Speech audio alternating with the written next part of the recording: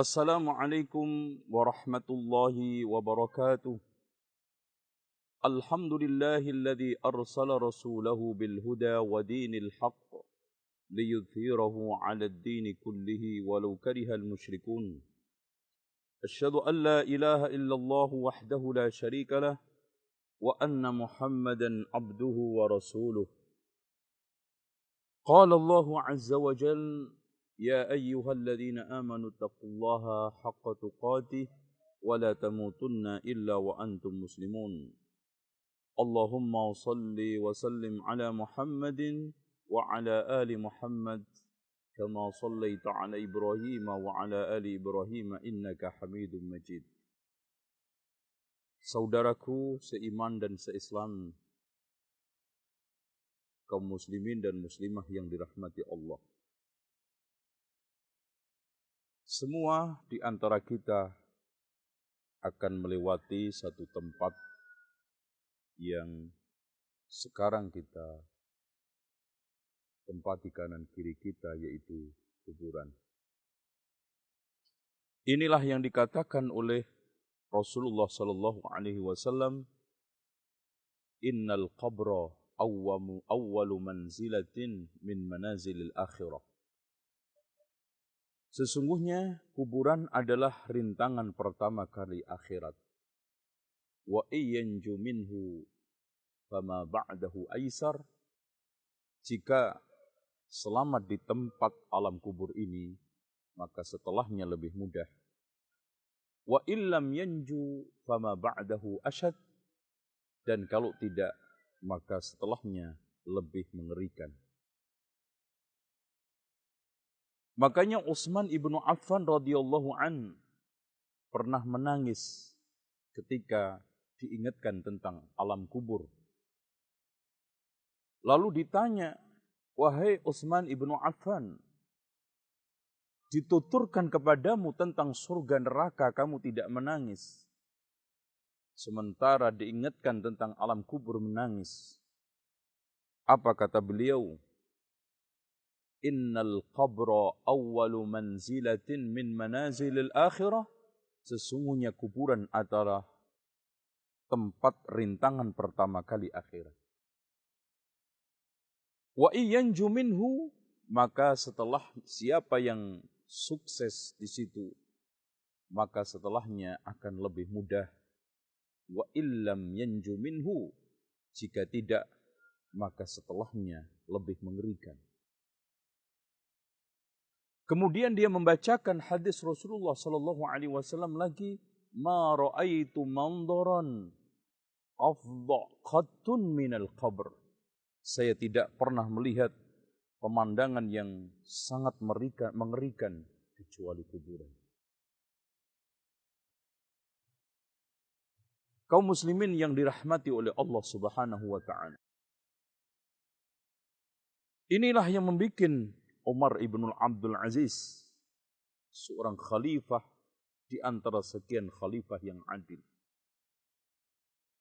Pada waktu pagi hari berpenampilan murung dan cukup menunjukkan di wajahnya kesedihan yang sangat mendalam. Lalu ditanyakan kepada salah seorang yang ada di sampingnya, "Wahai Amirul Mukminin, kenapa engkau sangat murung dan sangat menunjukkan kesedihan?" Kata beliau, "Sesungguhnya aku tadi malam merenungkan sesuatu. Merenungkan bagaimana penghuni kubur setelah berjalan 3 hari. Aku bayangkan satu penampilan yang sangat mengerikan dan menjijikkan. Aku bayangkan mukanya sudah mulai melempuh. Dari sela-sela mulut dan matanya keluar kotoran, cairan, nanah campur darah. Perutnya pun melembung, mengeluarkan satu bau yang sangat anyir dan sangat-sangat tidak menyedapkan.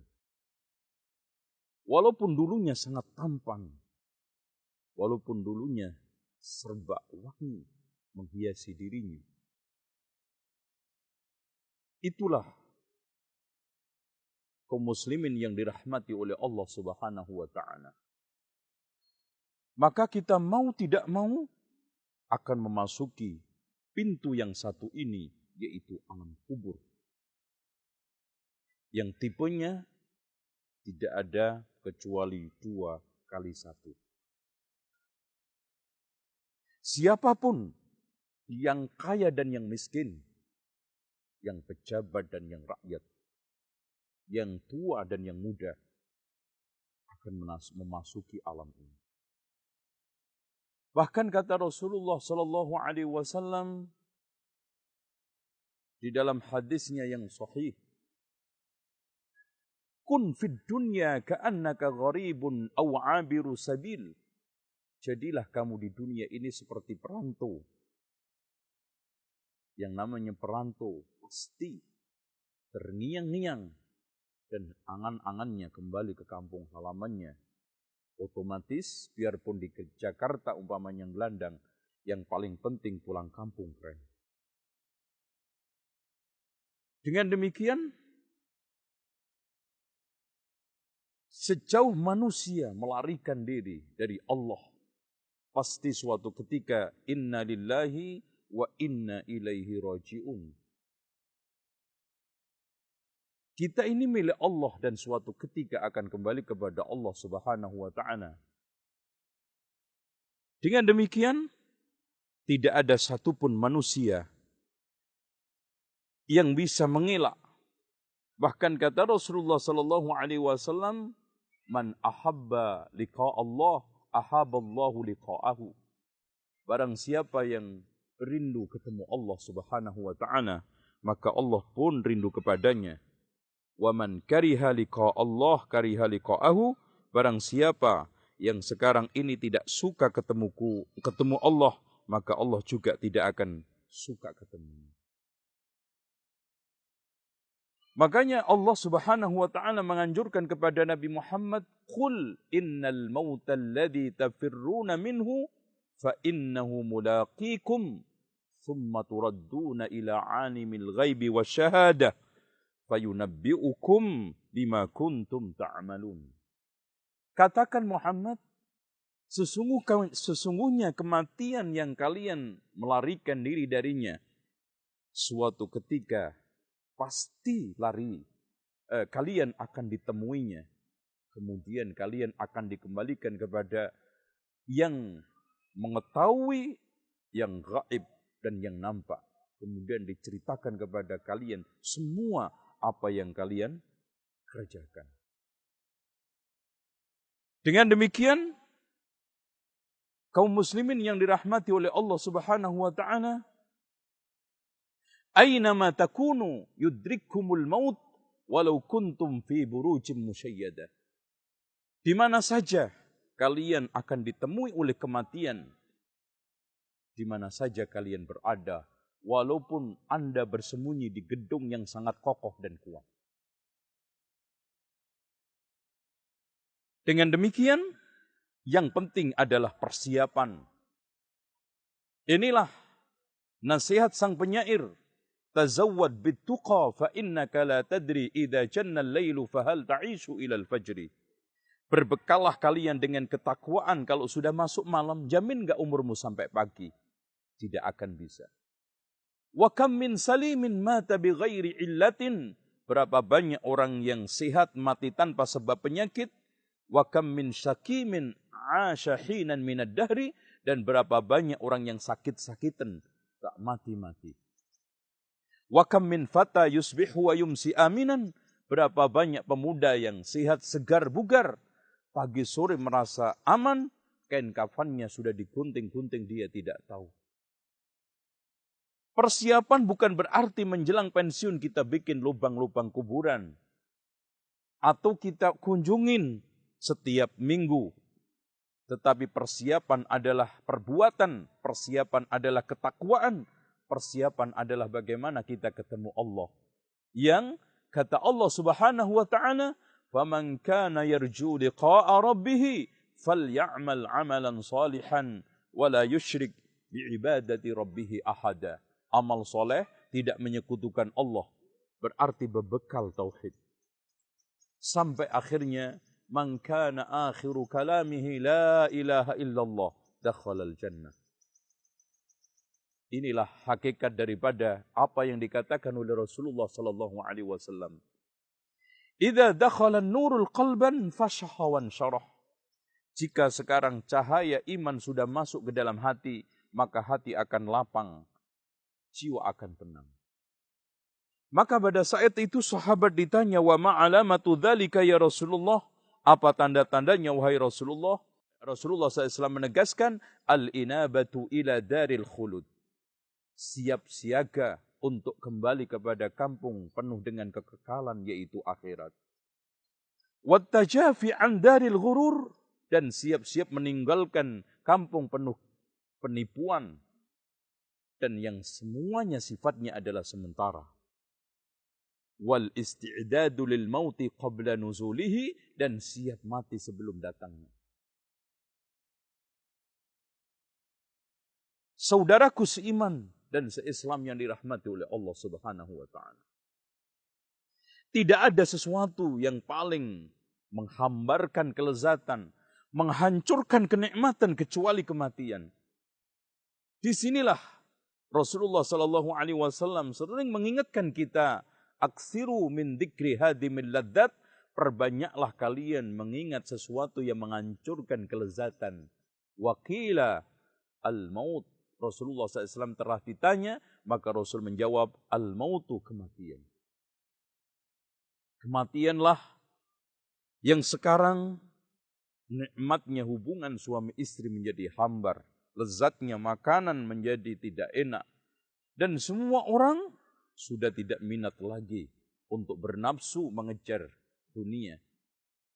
Kematianlah yang memutuskan segala sesuatu kaitannya dengan dunia. Memutuskan ambisi, memutuskan berbagai macam kegilaan terhadap dunia yang dikatakan oleh Rasulullah sallallahu alaihi wasallam, ma dhi'bani ja'i'ani ursila ila ghanamin bi afsad lahuma min hirsil mar'i 'alal mal wasyaraf li dinihi. Tidaklah ada dua serigala yang sedang kelaparan dilepas ke dalam satu kambing, masih lebih bahaya orang yang gila harta dan ambisi kedudukan mengorbankan agamanya. Ini semuanya hilang, ini semuanya akan sirna.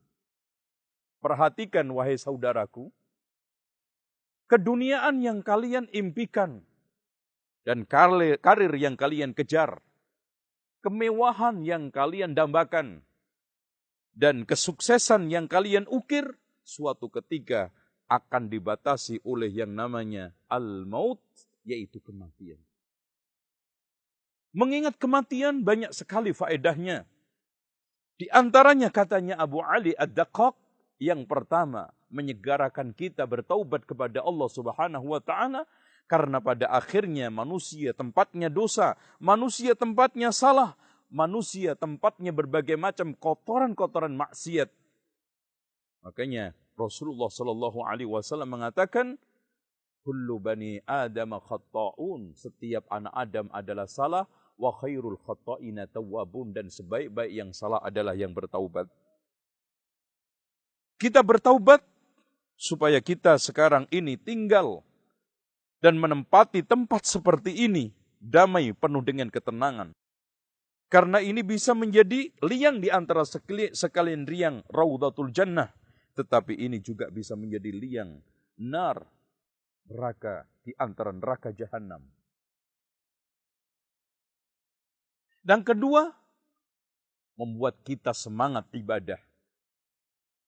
Sehingga iman kita terbarukan dengan kita sekarang ziarah kubur atau datang takziah, atau minimal kita mengingat kematian.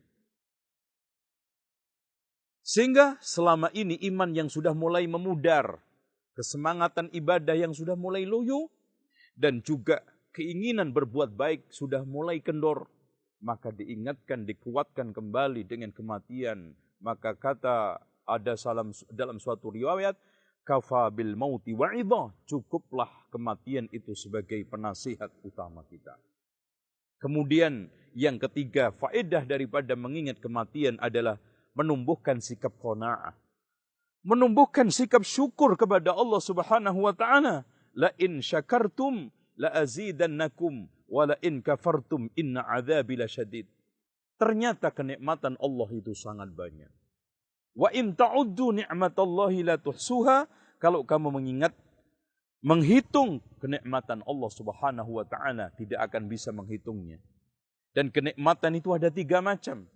Kenikmatan yang sudah hadir di tengah kita, yang kita tidak sadari kehadirannya. Kenikmatan yang sedang kita tunggu-tunggu kehadirannya. Dan kenikmatan yang sedang kita rasakan. Namun yang sudah hadir yang kita tidak sadari dan kita tidak akui. Bahkan kita ingkari, itu lebih banyak. Walain kafartum inna adzabi lasyadid. Dengan demikian katanya Abdullah bin Sahal At-Tustari mengatakan, tidak ada orang yang paling nekat mati kecuali 3. Pertama, orang yang tidak tahu kehidupan setelah kematian. Kemudian yang kedua, orang yang ingin melarikan diri dari takdir. Dan yang ketiga, orang yang sekarang ini tidak mengetahui sekarang apa yang akan dibawa nanti menghadap Allah Subhanahu wa taala.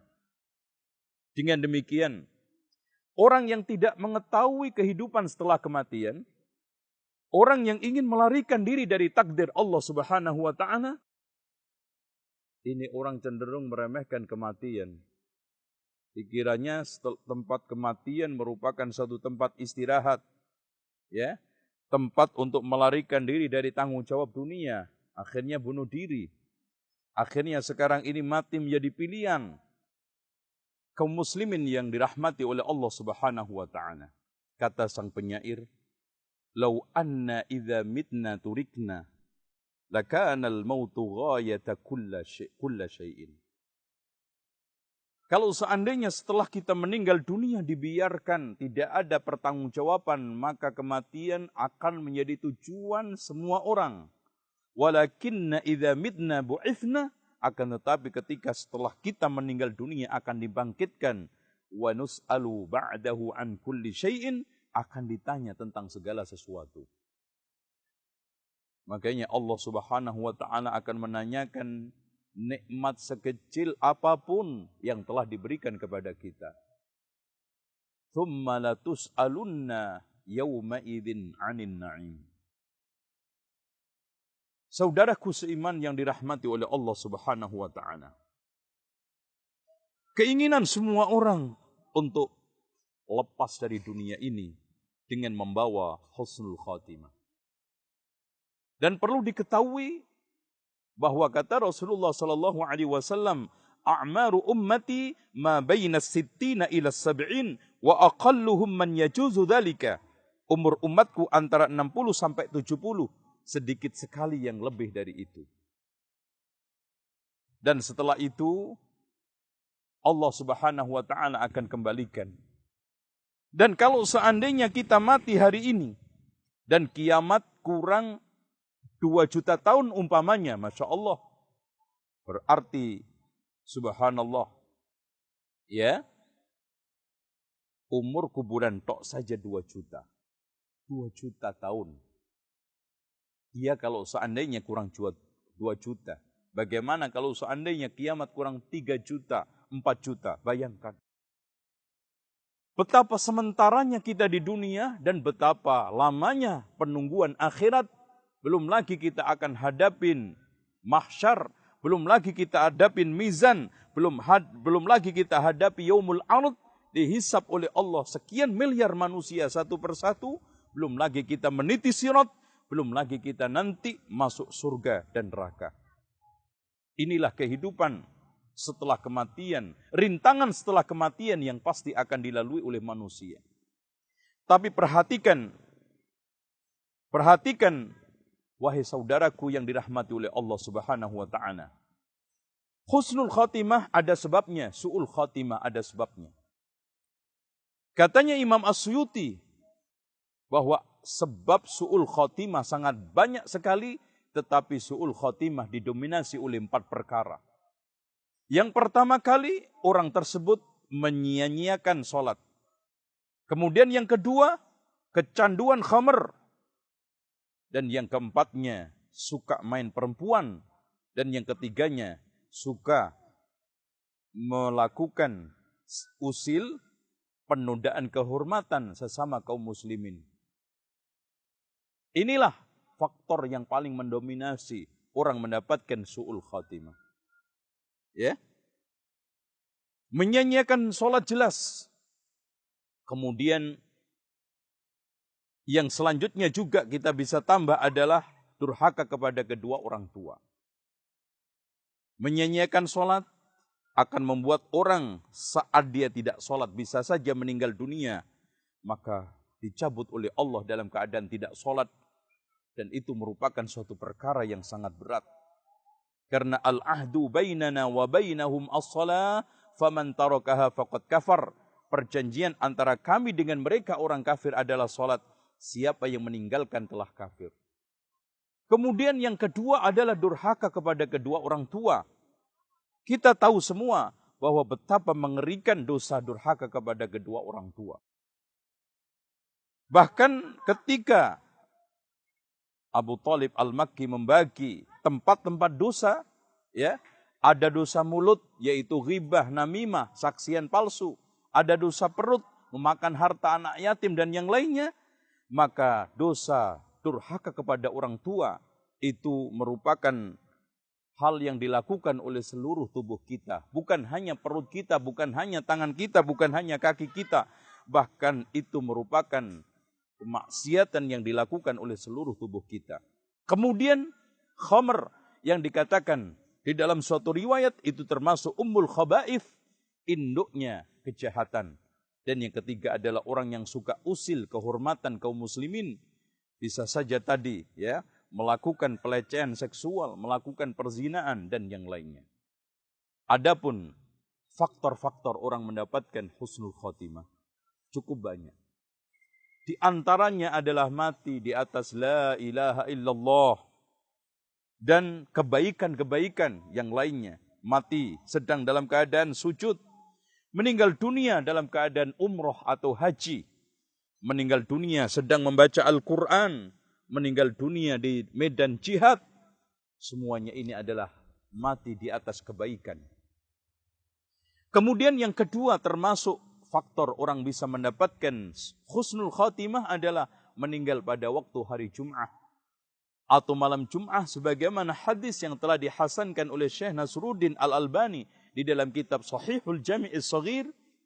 Rasulullah sallallahu alaihi wasallam mengatakan, "Man mata yaumal Jum'ah aw lailatal Jum'ah waqahu min fitnatil qabri." Barang siapa meninggal hari Jumat atau malam Jum'ah, maka Allah akan lindungi dari fitnah azab kubur. Mati di dalam keadaan kena penyakit perut atau ta'un, ini semuanya menyebabkan orang mendapatkan husnul khatimah. Kemudian yang tidak kalah pentingnya, orang tersebut mendapatkan kesempatan dari Allah Subhanahu wa taala meninggal di Makkah atau Al-Madinah. Ini adalah bagian faktor dari sekian faktor mendapatkan husnul khatimah.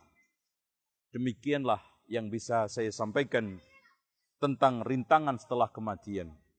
Menjemput kematian dengan husnul khatimah. Kita berharap, termasuk saya, mudah-mudahan Allah Subhanahu wa taala matikan pada waktu hari Jumat atau malam Jumat. Kemudian disolatin orang sekian banyak karena ini merupakan syafaah dari kaum muslimin. Betapa bahagianya seorang muslim akhir hayatnya, akhirnya dia disolatin oleh ribuan orang. Apalagi pada saat haji, pada saat Ramadan di Masjidil Haram atau Masjidun Nabawi. Semoga kita semuanya kembali kepada Allah. Inna lillahi wa inna ilaihi raji'un, diterima dengan baik. Yang kuncinya, man ahabba liqa Allah, ahabballahu liqa'ahu. Barang siapa yang senang ketemu Allah, maka Allah akan senang ketemunya. Dan semoga amal kita semuanya menjadi kebanggaan kita dan pemberat timbangan nanti di sisi Allah untuk bekal kembali ke alam yang semua kita tahu, yaitu alam kubur. Disinilah kita akan mengakhiri berbagai macam atraksi dan drama kehidupan yang tidak normal. Disinilah penjahat juga akan dikubur. Disinilah koruptor juga akan dikubur. Disinilah tukang fitnah juga akan dikubur. Disinilah pembunuh juga akan dikubur. Disinilah penzina, peminum khamr, dan penjudi juga akan dikubur. Disinilah orang-orang soleh. Di tempat tanah inilah orang yang ahli ibadah, rajin sholat, dan rajin menyantuni yatim piatu akan dikubur. Dan disinilah semuanya kita kembali kepada Allah Subhanahu wa taala. Aqulu qauli hadza wastaghfirullaha li wa lakum wastaghfirullahal azim. Innallaha huwal ghafurur rahim. Wassalamu alaikum warahmatullahi wabarakatuh.